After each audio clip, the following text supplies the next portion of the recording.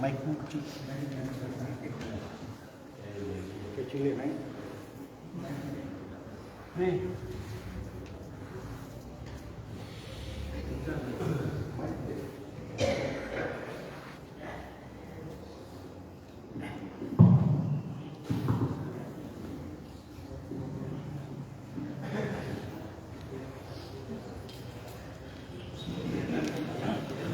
Assalamualaikum warahmatullahi wabarakatuh.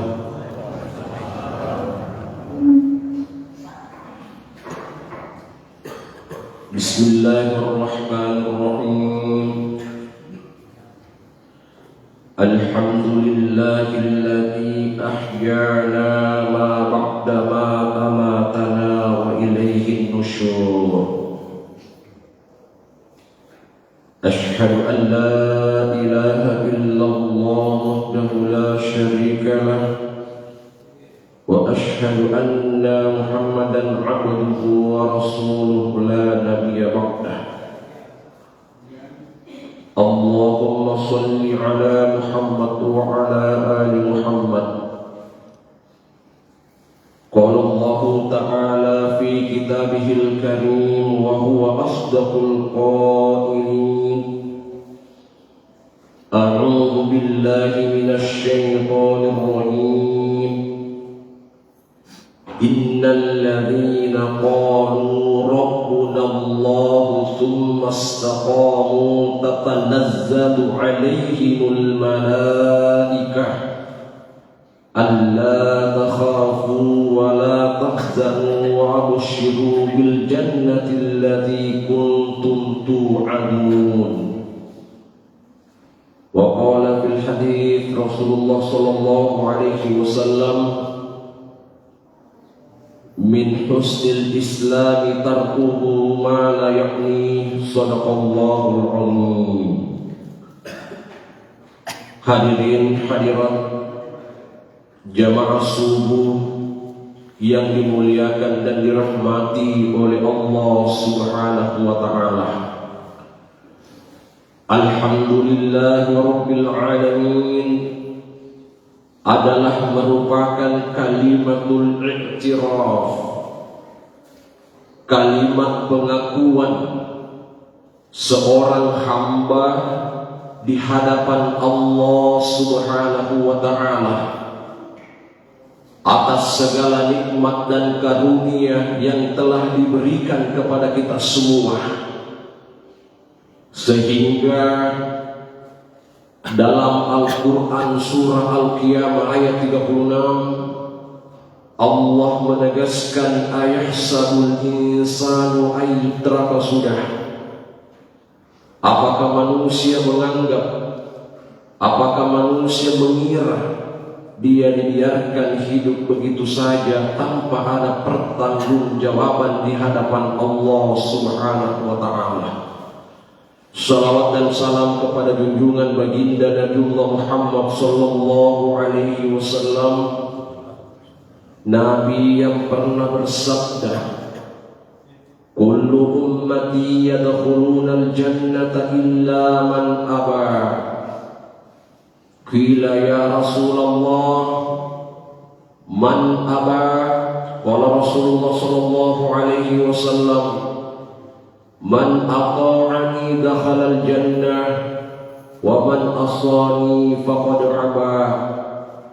Semua umatku dijamin masuk surga kecuali yang tidak mau masuk surga. Engkau kepala umat Nabi tadi di utama surga. Ada sahabat yang bertanya, siapakah yang tidak mau masuk surga itu dari kalangan umat Muhammad? Qala Rasul, Nabi menjawab: man ata'ani dakhala al-jannah. Barang siapa yang taat kepadaku, siapa yang tunduk dan taat pada perintah Allah dan mengikuti ajaran-ajaranku, kata Rasulullah, dakhala al-jannah, masuk surga. Wa man asani faqad aba. Dan barang siapa yang membelakangi, bertentangan dengan ajaranku, kata Rasulullah, faqad aba, sungguh tertolak nanti di hadapan Allah Subhanahu wa taala. Jamaah sungguh yang dimuliakan oleh Allah Subhanahu wa taala, pada kesempatan yang berbahagia ini tema yang saya angkat adalah musibah sebagai muhasabah diri menjelang pergantian tahun 2024 ke 2025 pada bilangan miladiah, tahun miladiah. Tahun Islam, tahun Hijriah kan 1446. Maka tentunya kita banyak merenungi perjalanan kehidupan kita hingga detik ini. Bertambahnya usia kita dari hari ke hari memberikan makna bahwa semakin jauh dari ramainya dunia dan semakin dekat dengan gelap gulitanya dan sunyi senyapnya alam barzakh. Bertambahnya usia kita dari hari ke hari memberikan makna bahwa jatah hidup kita tinggal di dunia ini semakin sempit dan pintu kematian semakin mendekat. Sehingga Rasulullah SAW mengingatkan kepada kita semua dalam salah satu hadisnya, min husnil islamil mar'i tarkuhu ma la ya'ni. Salah satu ukuran baiknya keislaman seseorang, keislaman seorang muslim, keimanan seorang muslim, tarkuhu, meninggalkan ma la ya'ni, hal-hal yang tidak bermanfaat dalam dirinya maupun terhadap orang lain. Makanya di hadis Nabi juga menyampaikan, man tasyabbaha biqaumin fahuwa minhum, siapa yang mengikuti suatu kaum maka dia termasuk dalam golongan itu. Tradisi di negara kita setiap pergantian tahun selalu ada pesan tasyabbuh, mengikuti tradisi-tradisi agama-agama lain yang semestinya tidak dilakukan oleh seorang muslim. Nah, jamaah yang dimuliakan oleh Allah Subhanahu wa taala, saya ingin mengangkat satu ayat dalam Al-Quran surah At-Taghabun ayat 11 yang erat kaitannya dengan musibah. Dan banyak juga orang salah kaprah musibah itu hanya gempa bumi, tsunami, banjir. Padahal keturunan kita yang tidak sholat, istri kita tidak sholat, musibah besar. Nasenyer ke banjir, dilemput, longsor di tanah, kebakaran, itu musibah. Ini memang musibah tapi. Padahal anak istri keturunan kita tidak sholat. Kenapa kita tidak mengamalkan doanya Nabi Ibrahim alaihissalam? Rabbi ja'alni muqimas sholati wa dzurriyyati rabbana wa taqabbal du'a. Apa yang disebutkan dalam Al-Quran surat At-Taghabun ayat 11? Ma asaba min musibatin illa biiznillah. Tidak ada sesuatu musibah yang menimpa seseorang illa biiznillah, kecuali dengan izin dari Allah Subhanahu wa taala. Pernah ada yang bertanya, apa definisi musibah sebenarnya? Kalau kita membuka Google banyak definisinya. Kalau kita bertanya pada ulama ada jawabannya. Tapi menurut pemahaman pendek saya, musibah itu adalah sesuatu yang kita tidak senangi. Sederhananya, kita macina minta bahasa Ina. Padahal dalam Al-Quran nanti ada klasifikasi, penjelasan saya di akhir nanti, bahwa apa yang dimaksud dengan bala, azabun, bala, fitnatun musibah dan sebagainya. Nanti ada beberapa literatur dalam Al-Quran, bahasa-bahasa Al-Quran yang semuanya berorientasi tentang musibah. Tentulah ada pemaknaan yang berbeda. Apa bedanya bala dengan fitnah? Apa bedanya bala dengan iqab? Apa bedanya dengan azabun? Penjelasan ulama-ulama kita sangat terperinci tentang hal ini. Nah, jamaah yang dimuliakan oleh Allah Subhanahu wa taala. Ada hadis Nabi sallallahu alaihi wasallam, "Ma yusibul muslima min nasabin wala wasabin wala hammin wala husnin wala adza wala gammin hatta syauka la yushaquha illa kafarallahu lahu min khatayah." Tidaklah seorang muslim ketika ditimpa penyakit, kesedihan, kesakitan, kecemasan, walau hanya tertusuk dengan duri, melainkan dengan semua itu Allah akan mengangkat dan menghapus dosa-dosanya. Jadi kumala sakit, sabar. Gampang kalau sabar, tetapi susah untuk diimplementasikan. Pembiasaan, sabar. Nah, sabar boleh jadi penyakit yang menimpa kita itu adalah merupakan sarana penghapusan dosa dan kesalahan manusia. Makanya dalam hadis, innal mu'mina idza aznaba dzamban nukita fi qalbihi nuqtatan sauda. Sesungguhnya orang mukmin apabila melakukan dosa, aznaba dzamban, dosa, apalagi dosa batuh, kesyirikan, durhaka pada orang tua, nukita fi qalbihi nuqtatan sauda, ada bintik-bintik hitam yang melekat di dalam hati manusia. Ada titik-titik hitam yang akan menutupi cahaya qalbu manusia, sehingga dalam Al-Quran, khatamallahu ala qulubihim wa ala sam'ihim wa ala absarihim bisyawat wa lahum adzabun adzim. Allah menutup hatinya, penglihatannya, pendengarannya, sehingga berkumpul di majelis-majelis ilmu seperti ini enggan untuk dicintainya, enggan untuk dilakukannya. Kenapa? Khatamallahu, Allah menutup. Bukankah ini adalah musibah yang dikategorikan azabun pacalapatoa oleh Allah? Ada juga yang menarik jamaah.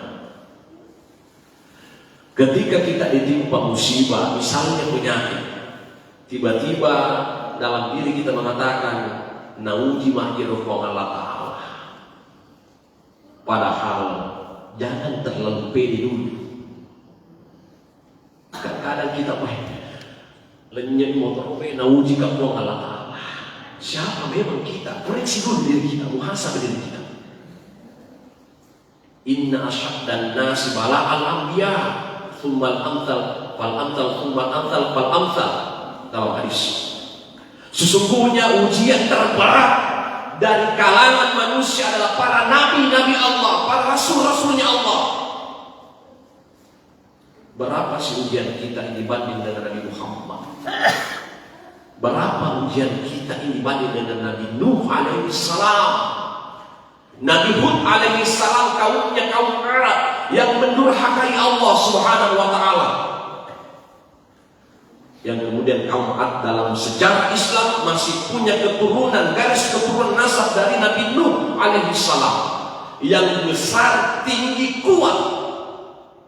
Lalu datanglah Nabi Nuh diutus oleh Allah untuk memberikan bimbingan dan pengarahan kepada kaum yang bodinya, fisiknya lebih besar daripada Nabi Nuh alaihi salam. Lalu tiba-tiba Nabi Hud berdoa, ya Allah, turunkanlah peringatan keras kepada kaum Ad yang enggan untuk mengikuti ajaranmu ya Allah. Apa yang terjadi jamaah pada saat itu adalah angin kencang menimpa dan kekeringan yang berkepanjangan akibat kesombongan dan keangkuhan kaumnya Nabi Hud alaihi salam. Nasni pore arena, segala-galanya bisa dilakukan, segala-galanya bisa direalisasikan, nagampang man gagay, sehingga enggan untuk mengikuti ajaran yang disampaikan oleh Nabi Hud alaihi salam. Turun musibah dari Allah, angin kencang, kekeringan berkepanjangan, awan hitam panas, sehingga kaum Ad ini dimusnahkan oleh Allah akibat kesombongan yang dimilikinya. Jamaah yang dimuliakan oleh Allah Subhanahu wa taala. Disuka memang. Jadi musibah yang menimpa manusia bukan hanya merupakan azab, tapi boleh jadi dalam kategori peringatan dari Allah Subhanahu wa taala. Kalau kita buka surah Al-Baqarah ayat 155, wala nabluwannakum bisyai'in minal khawfi wal ju' wa naqsin minal amwali wal anfusi wat thamarati wa basyyiris sabirin alladzina idza asabathum musibah qalu inna lillahi wa inna ilaihi raji'un.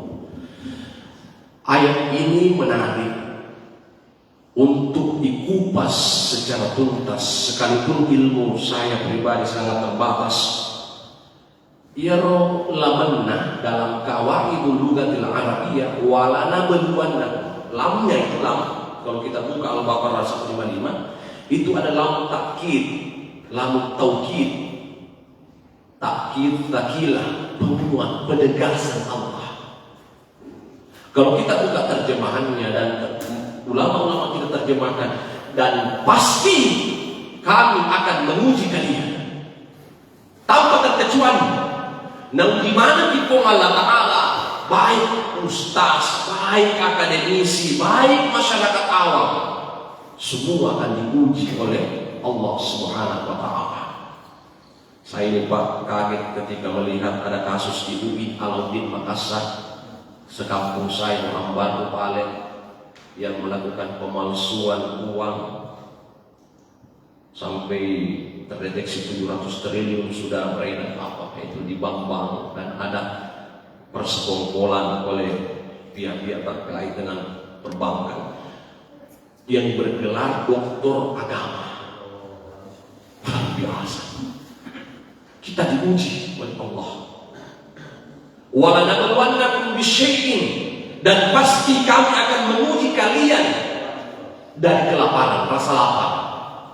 Saudara kita di Palestina biasa di rumah tangga Pak, berbondong-bondong, berdesak-desakan, hanya ingin menginginkan, mengharapkan sesuap nasi anak-anak Palestina minal ju'. Maka Allah Ta'ala, aku akan uji kalian dengan rasa lapar.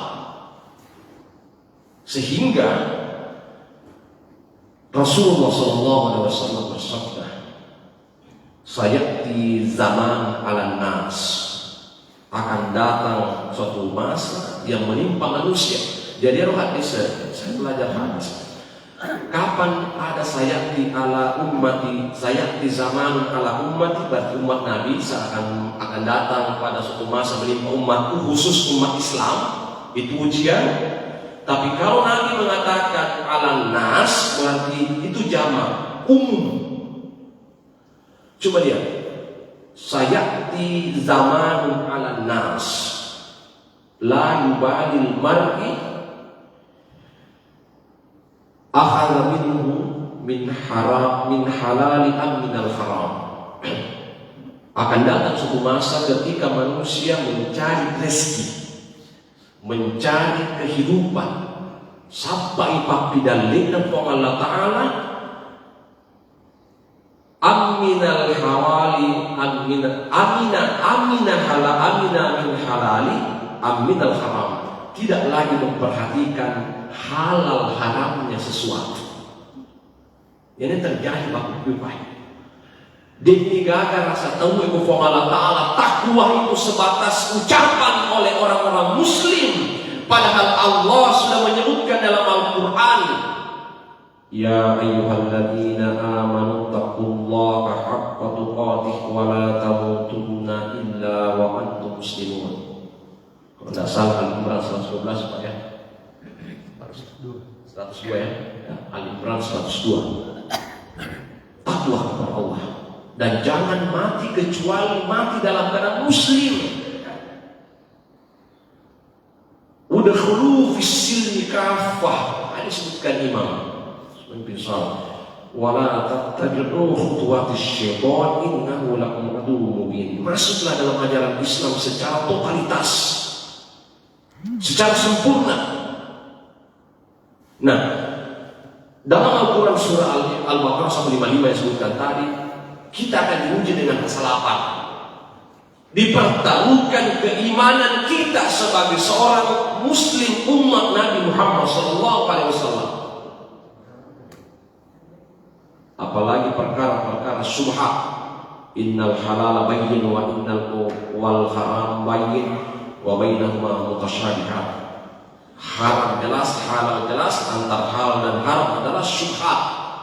Syubhat, sepakat para ulama, mendekati haram, megangi mudaratna lahu haramnya dibanding dengan kemaslahatannya kepada kehalalannya. Jadi ini yang banyak di antara kita adalah perkara-perkara syubhat dulu. Nah, ada sebenarnya Allah Ta'ala minal judi wa nafsi minal amwal, kekurangan harta. Kita akan diuji dengan kekurangan harta.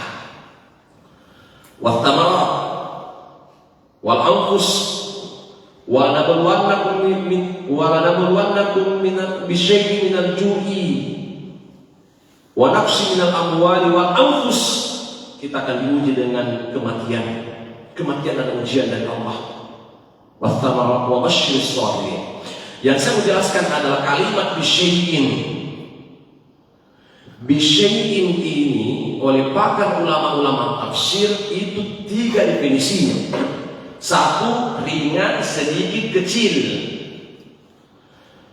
Pertama adalah musibah yang menimpa kita, apakah dalam bentuk penyakit atau dalam bentuk hal-hal yang menurut kita adalah kita tidak senang dengan hal itu, sekalipun Allah menyebutkan dalam Al-Quran bahwa boleh jadi apa yang kamu tidak senangi, tetapi menurut Allah itu yang terbaik. Dan boleh jadi apa yang kamu senangi, tapi menurut Allah itu tidak baik. Nah, pertama adalah sedikit, kecil dan ringan ujian kita. Tolong paling syukur maka dia ujian dari Allah Ta'ala dicumi dibanding dengan 1, antara nikmat dan musibah Allah. Kalau kita bandingkan 3 mega yang kita rasakan musibah dari Allah berupa tadi sesuatu yang tidak kita senangi, maupun dengan nikmat dari Allah Subhanahu wa Ta'ala, contoh sakit dan sehat, mana lebih banyak Pak kita rasakan sehat-sehat daripada sakit? Jujur, kita lebih banyak sehat dibanding dengan sakit. Maka ujian dari Allah bisyai'in, kecil, sedikit, ringan, dibanding dengan nikmat dan musibah dari Allah. Kalau kita mau takar bala timbangan, ternyata lebih banyak sehatnya kita dibanding dengan sakitnya kita. Makanya jemaah, ada ungkapan Arab mengatakan la ya'rifu bi qimati syai' illa man faqadah. Kita tidak tahu nilainya sesuatu itu kecuali sesuatu itu kita tidak miliki lagi. Magi na mega tahu pak mero toba malasa bani Magi tawepan na melon ni berjama kipu meniajina. Karena nikmat sehat itu sudah tidak ada lagi dalam dirinya. La ya'rifu bi qimati syai' illa man faqadahu. Kita tidak tahu nilainya sesuatu kecuali sesuatu itu sudah tidak ada lagi dalam diri kita. Orang yang sudah meninggal istrinya, beda kesannya orang yang masih ada dulu istrinya di sampingnya. Marilah menasihati engkau mana suami, engkau layani dan sebagainya. Sama dengan kita, betapa banyak orang-orang menyesal nanti ketika Allah mengangkat sedikit demi sedikit, pelan-pelan nikmat-nikmat yang dulunya kita nikmati. Tapi lucunya manusia ketika ditimpa musibah, cepat-cepat istighfar, cepat-cepat tobat, cepat-cepat maingat. Tapi ketika diberikan nikmat dari Allah, tak kalupa kepada Allah Ta'ala, tak kapur kepada Allah Ta'ala.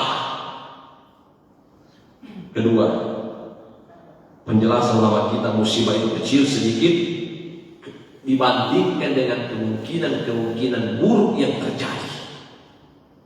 Contoh, ketika kita kehilangan uang di dompet dengan jumlah 1 juta rupiah, hilang 100.000 rupiah. Oh, manopo nih. Nih kasih tuh mari dia panga-panga. Maka ulama memahami dengan makna bisyai'in bahwa kita kembalikan kepada Allah. Alhamdulillah syukruki. Maka pada nengir wa 100 ngalenya 100 minapal napungro. 1 juta uang tadi dompet, 900.000 hilang, 100.000 yang tinggal. Seandainya kemungkinan buruk yang terjadi atas izin dari Allah, syukruki alhamdulillah 100 semua nalah. Maka pabendeng dalam ademi 1 juta dengan napungro. Kemungkinan terjadi yang kita. Kemudian contoh lain lagi. Ketika musibah itu kecil sedikit ringan dan kemungkinan terjadi, kemungkinan buruk yang terjadi, bahwa kadang-kala seseorang bukan keadaan yang buruk, semua keadaan alhamdulillah fi kulli hal itu dapat beruangi kesih dari baca ketika tertimpa musibah. Alhamdulillah fi kulli hal. Segala puji bagi Allah dalam segala keadaan, segala sesuatu. Yang membedakan adalah cara menyikapi musibah itu. Baik saya maupun kita semua. Contoh konkretnya, ketika ada 2 orang sakit, si A sakit, si B sakit, pada sana sama-sama penyakit diabetes, sama-sama sudah diamputasi kakinya. Sudah hilang kakinya 1 sama di si B. Tapi si A ini selalu menyandarkan kepada Allah.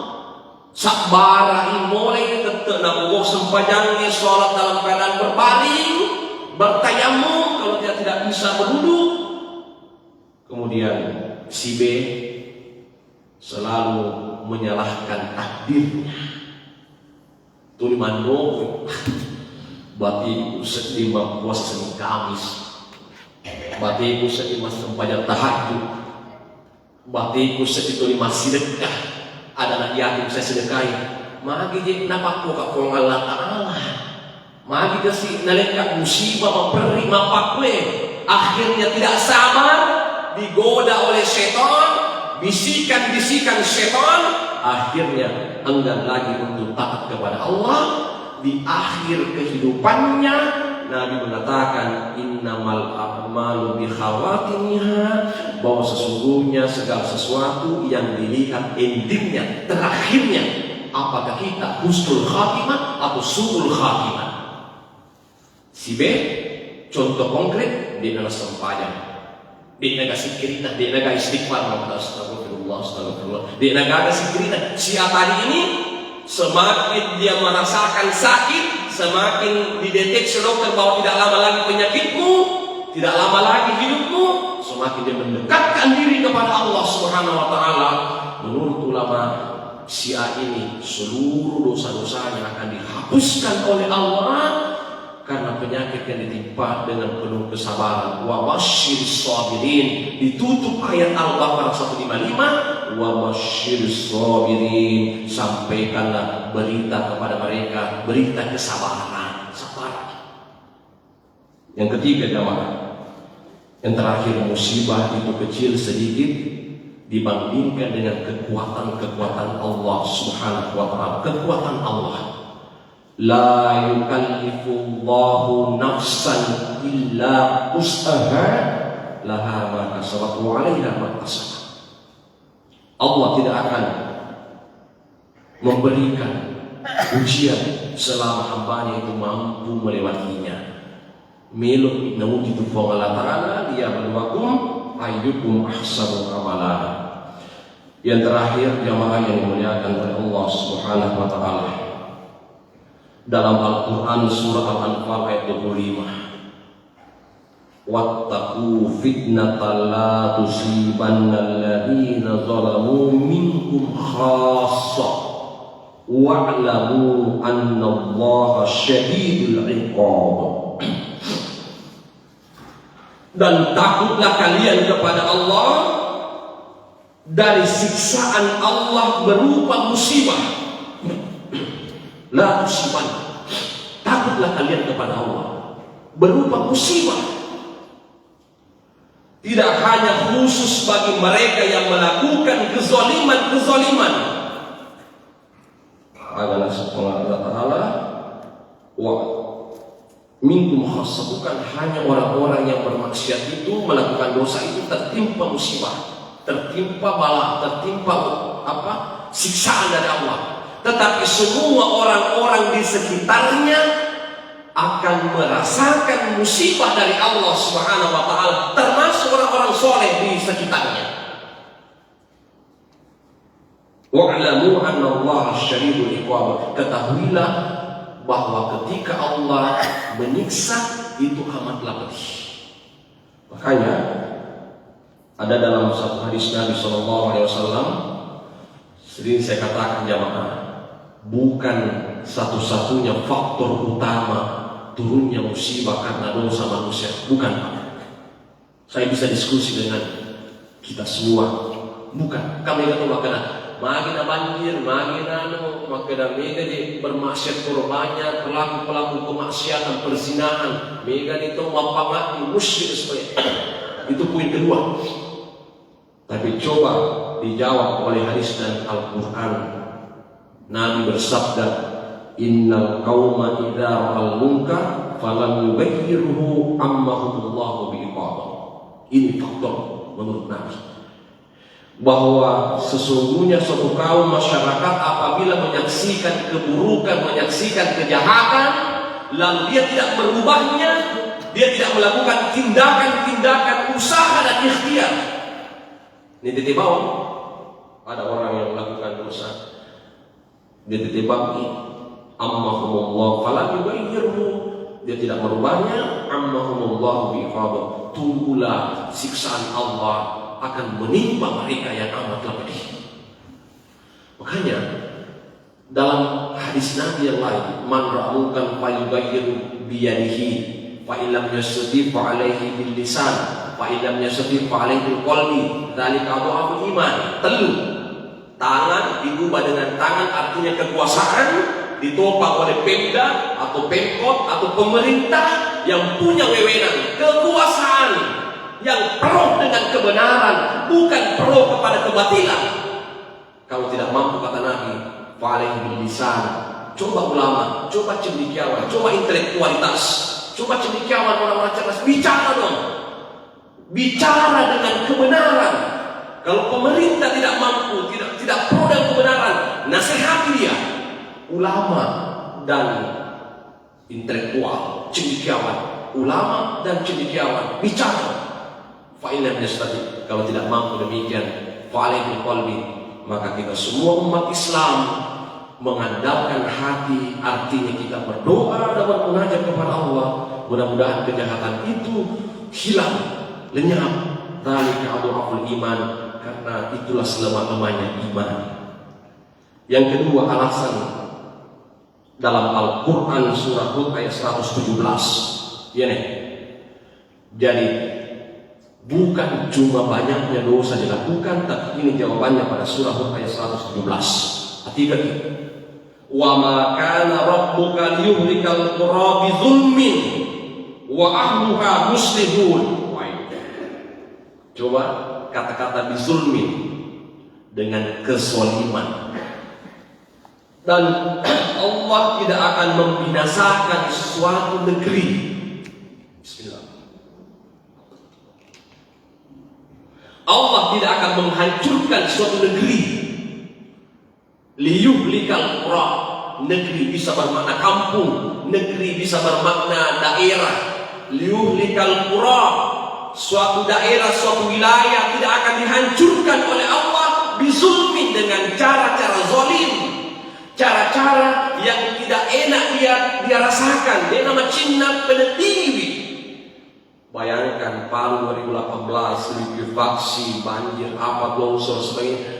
Macamnya tiga minggu makluar kampung tadi yang seperti di blender, yang satu kampung ditenggelamkan oleh Allah. Dia tak cinta minta makluar kampung tak, Pak. Apa kata Allah? Wa ahluha muslimun, selama di kampung itu megamo Pak soleh. Coba di Parepare ini masih banyak orang-orang soleh. Soleh itu Pak dua, ada muslihun, ada solihun. Pendekatan lugawi bahasa dalam ilmu tafsir, beda solihun, beda muslihun. Kalau solihun itu soleh untuk dirinya, rajin sholat tahajud, rajin berjamaah alina nih. Tapi muslihun, dia bermanfaat terhadap orang lain. Dia lebih banyak mengorbankan kepentingan dirinya ketimbang kepentingan umum. Nah ini nih, bukan banyaknya muslim di tempat itu, tetapi apakah di tempat itu muslim betul-betul memadukan antara hablum minallahnya dengan hablum minannasnya? Apakah dia memperhatikan orang-orang yang ekonominya lemah? Wa ta'awanu 'alal birri wat taqwa wa la ta'awanu 'alal itsmi wal 'udwan. Apakah ada tolong-menolong di kampung itu? Apakah mereka saling cuek, saling apatis, tidak bertegur sapa lagi karena perbedaan politik, perbedaan pemahaman, sehingga silaturahim putus? Maka yang kedua, hadis Nabi SAW dari Ibnu Abbas, ya Rasulullah, atuhlakul qaryatu wa fiha salihun. Ada sahabat yang bernama Ibnu Abbas, anaknya Abbas. Wahai Rasul, apakah bisa terjadi kebinasaan, kehancuran di suatu daerah, wilayah yang di dalamnya terdapat orang-orang soleh? Kalau Rasul na'am, iya. Nabi menjawab, bitakaunihim wa sukutihim ala ma'asillah. Inilah yang menjadi faktor utama, karena orang-orang soleh itu mereka membiarkan, mereka mendiamkan kemaksiatan yang dilakukan oleh orang-orang di kampung itu. Bitakaunihim, na pandang inti inosahid, terang-terangan perjudian, terang-terangan narkoba, terang-terangan minuman keras, terang-terangan persinanan, perselingkuhan dan sebagainya. Bitakaunihim ala ma'asillah wa sukutihim ala ma'asillah. Na pandang inti inosahid, maka adek ada motor rumah tutup paini, ada komer lu pemakai dosai wasukutih, dan diam, tidak ada upaya-upaya untuk melakukan solusi-solusi dari perbuatan itu. Sebagai kesimpulan jemaah yang dimuliakan oleh Allah Subhanahu wa taala, apa bedanya antara azabun, iqab, fitnah, bala? Ini yang terakhir jemaah. Dikoreksi dari muhasabah, dan kita masuk di kategori mana? Yang pertama, azabun itu adalah hukuman langsung dari Allah Subhanahu wa taala bagi mereka hamba-hamba yang dibenci oleh Allah. Kan kata orang mereka, naudi mah lenyah pewe, naudi mah kok Allah taala pede yang itu. Kamu sudah kategori dicintai oleh Allah atau belum? Nah, kau cinta kok Allah taala. Itu hanya Allah yang tahu apakah kita kategori dicintai oleh Allah. Tapi makanya coba buka dalam Al-Quran banyak kata-kata innallaha yuhibbu, sesungguhnya Allah mencintai. Coba lihat, innallaha yuhibbut tawwabina wa yuhibbul mutatahhirin. Sesungguhnya Allah mencintai orang yang bertaubat dan orang yang membersihkan. Apakah bersih secara jasmani, lahiriah, maupun bersih secara rohani atau secara batiniah. Makanya pakai tak mas seindah bagus karena sudah benar cara tak berwudu, sudah benar cara tak mandi wajib, mandi junub, sudah benar cara tak bertayamum. Sekarang bersihkan hatimu, bersihkan hartamu dari zakat. Khudz min amwalihim. Biar Bapak nih, insya Allah kamu kategori dicintai oleh Allah menurut Al-Quran. Masa banyak tobat kita sholat taubat, kemudian tidak berjanji tidak mengulangi lagi perbuatan dosa itu, orang dicintai oleh Allah. Itu yang pertama, azabun. Hati-hati dengan azab. Termasuk dengan sempanya mati, azabun. Yang kedua, ada namanya fitnah tuh. Walaupun masih dikembangkan antara ulama kita, ini hanya kajian fitnah. Dalam Al-Quran banyak disebutkan kata-kata fitnah. Inna auladakum wa amwalukum fitnah. Sesungguhnya anakmu dan hartamu ujian dari Allah. La yauma la yanfa'u malun wala banun illa man atallaha biqalbin salim. Tidak ada gunanya harta, tidak ada gunanya anak yang dibangga-banggakan di dunia kecuali yang datang kepada Allah dengan hati yang selamat. Dua Pak nak tahu aku sukses nih anak, apalagi kalau dia misalnya lulus apa, bangga anaknya dari ini. Lirina cerita maka alhamdulillah anakku di Jakarta kerja dengan dirikan duit 5 juta per bulan uangnya, dibangga-banggakan anak Pak. Wa amwalukum, dan harta kita dibangga-banggakan. Coba lihat Haji Izam yang pengusaha sukses yang membeli 2000 eskavator. Wah, tasiling 9 anak. Indonesia ini pengusaha kaya luar biasa. Ada pengusaha Bugis berdarah bone yang membeli eskavator dari Cina 2000 ini.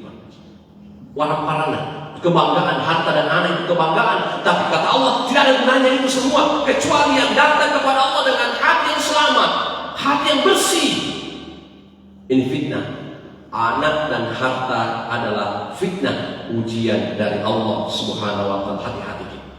Yang ketiga, bala adalah ujian dari Allah yang menimpa manusia, orang-orang yang beriman. Mau ditingkatkan kadar keimanannya, apakah lulus atau tidak lulus, itu bala. Jadi saya kira demikian, mudah-mudahan ada manfaatnya. Saya akhiri dengan ucapan nasrul minallahi wa fathul qarib wa basyiril mu'minin. Assalamualaikum warahmatullahi wabarakatuh.